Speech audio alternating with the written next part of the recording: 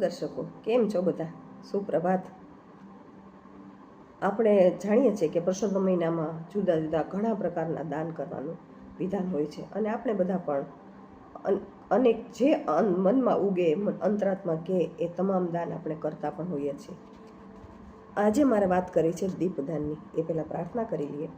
શ્રી ગણેશાય નમઃ, શ્રી સરસ્વત્યય નમઃ, શ્રી માતૃપિતૃ ચરણ કમલેભ્યો નમઃ, શ્રી પુરુષોત્તમ પરમાત્મને નમઃ.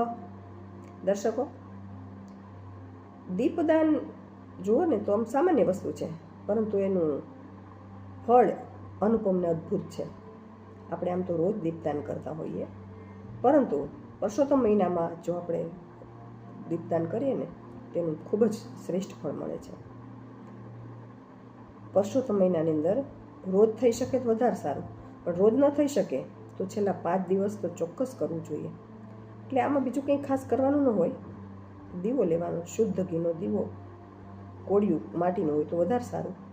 એ નજીકમાં મંદિર હોય તો મંદિરે, અથવા તો તુલસી ક્યારે, અથવા પીપળાના થડ પાસે, અને ક્યાંય ન થઈ શકે તો ઘરના આંગણે પણ દીપ પ્રજ્વલિત કરી અને દીવો સીધો નીચે નહીં મૂકવાનો.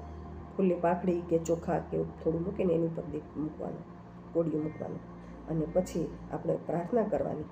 ભગવાનને કહેવાનું કે હે પ્રભુ, મારા આ પંચભૂતથી બનેલા આ શરીરની અંદર મારો આત્મ દીવડો પણ આપની કૃપાથી હંમેશા ઝગમગાવી રાખજો, અને મારું મન, મારું શરીર, મારી બુદ્ધિ આપની અંદર આપના ચરણોમાં પ્રેમ ભાવે રહે, સ્થિર થાય એવી આ મારો દીવો તમે પ્રગટાવો, જેવી આપણે પ્રાર્થના કરી શકીએ.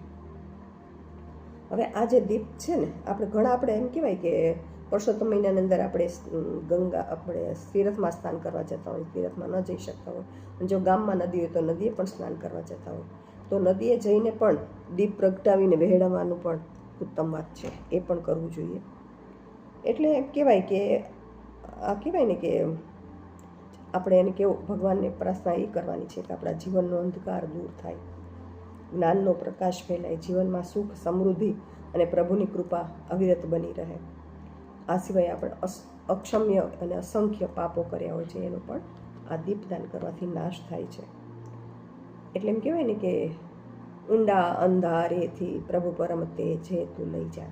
એ પ્રાર્થના સાચા અર્થમાં ફલિત થાય છે. મારા દાદી એક આ દીવા બાબતે ગીત ગાતા હતા, કીર્તન ગાતા હતા, મને અત્યારે યાદ આવ્યું તો કહું છું. દલમાં દીવો કરો, દીવો કરો, કામ ક્રોધને હાકી કાઢો, હાકી કાઢો. દલમાં ભક્તિનું ભાથું ભરો, ભાથું ભરો, મનમાં પ્રભુનું સ્મરણ કરો, સ્મરણ કરો, સઘળું પ્રભુને અર્પણ કરો, અર્પણ કરો, પછી સુખેથી રાત્રે નિંદર કરો, નિંદર કરો. દલમાં દીવો કરો, દીવો કરો. તો આ દલમાં દીવો કરવાની વાત છે. એટલે દીપદાન કરી અને આપણે આપણા દલમાં પણ દીવો હંમેશા ભક્તિનો, પ્રેમનો, ઈશ્વર પ્રત્યેની શ્રદ્ધાનો પ્રજ્વલિત રહે, અને એનાથી આપણી અંદર સદવિચારો આવે, સદકર્મો કરીએ, અને આપણે ઈશ્વરને સમર્પિત થઈને જીવીએ. તો આવી સરસ વાત છે. અને આ જ રીતે આપણે એમ કે અન્નદાન કરી શકીએ, વસ્ત્રદાન કરીએ, ઘણા છત્રીદાન કરતા હોય છે, ઘણા કહેવાય ને કે ધાન્યના દાન કરે, જુદા જુદા પ્રકારના સાત ધાન, આવું બધું કરતા હોય છે. વસ્ત્રદાન કરો, વિદ્યાદાન પણ શ્રેષ્ઠ વસ્તુ છે. કોઈ આપણને એમ થાય કે યોગ્ય બાળક છે, વિદ્યાર્થી, તો એના માટે આપણે પુસ્તકો ખરીદીને આપીએ, તો તમામ પ્રકારના જરૂરતમંદ લોકોને પણ આપીએ, અને બ્રાહ્મણને બ્રહ્મભોજન કરાવીએ, સીધું ભરી દઈએ, અને બ્રાહ્મણને પણ, કારણ કે બ્રાહ્મણસ્ય મુખમાસીત બાહુરાજન્ય કૃત. બ્રાહ્મણ જે જમે છે ને એનો એક કોળિયો સીધો પરમાત્માના મુખમાં જાય છે, કારણ કે બ્રાહ્મણ પરમાત્માનું મુખ કહેવાય છે. એટલે બ્રાહ્મણને જમાડવા બહુ ઊંચી વસ્તુ છે. બહુ શ્રદ્ધા સાથે બ્રાહ્મણનું કહેવાય ને સન્માન કરી, એના પગ પખાડી, તિલક ચાંદલો કરી, આરતી કરી, અને એને બ્રહ્મભાવે ઈશ્વરને યાદ કરીને ઈશ્વર જ આ જમે છે એવું મગનમાં લાવી અને શ્રદ્ધાભાવથી જમાડીએ બહુ ઊંચી વસ્તુ છે. કળિયુગમાં શક્ય નથી. આપણે તરત જ આપણું કળિયુગી મન વિચારવા માંડે એવું થોડું હોય તો આપણા જેવા માણસ છે વગેરે વગેરે, પરંતુ એવું નથી.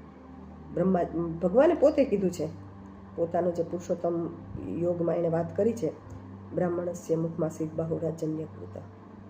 તો મુખ છે એ બ્રાહ્મણો છે અને ક્ષત્રિયો છે એ ભગવાનની ભૂજાઓ છે. તો એ આપણે યાદ રાખવું જોઈએ.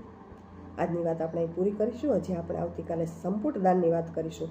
એ પહેલાં આપણે પ્રાર્થના કરી લઈએ અને આરતીની 2 પંક્તિ ગાઈને આજની વાત આપણે અહીં પૂરી કરીશું. વસુદેવસુતં દેવં કંસચાણુરમર્દનમ દેવકી પરમાનંદં કૃષ્ણં વંદે જગદ્ગુરું. શ્રી કૃષ્ણાર્પણમસ્તુ. ઉતારો આરતી શ્રી કૃષ્ણ ઘરે આવ્યા, ઉતારો આરતી પુરુષોત્તમ ઘરે આવ્યા. ભક્ત પ્રહલાદના સંકટ કાપ્યા, ધ્રુવજીને દર્શન દીધા, અવિચળ ભક્તિ આપી રે. ઉતારો આરતી પુરુષોત્તમ ઘરે આવ્યા. બોલો પુરુષોત્તમ ભગવાનની જય, ભગવાન શ્રી કૃષ્ણ ભગવાનની જય, વિષ્ણુ ભગવાનની જય. કારણ કે આ પુરુષોત્તમ મહિનો, પુરુષોત્તમ ભગવાન એટલે વિષ્ણુ ભગવાન જ છે ને કૃષ્ણ ભગવાન છે, કારણ કે વિષ્ણુ ભગવાન અને કૃષ્ણ ભગવાનને જ સમર્પિત છે. ચાલો આવતીકાલે ફરીવાર મળીશું. ત્યાંથી સૌને જય શ્રી કૃષ્ણ, જય શ્રી રામ, આવજો.